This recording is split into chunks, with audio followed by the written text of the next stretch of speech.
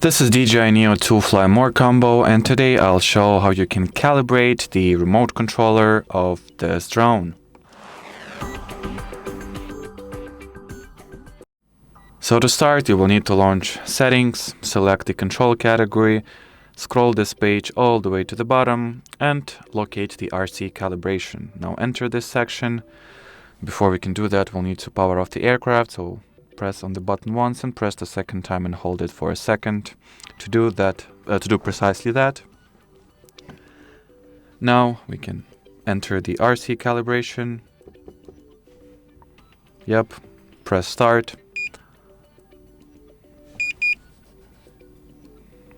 We'll begin by calibrating the left control stick, so push it all the way to the left top or right top, left and bottom. Now do the same for the right controller too. So move it around, make sure that it is pressed all the way in. And then the final thing that we need to calibrate is this dial on the rear left.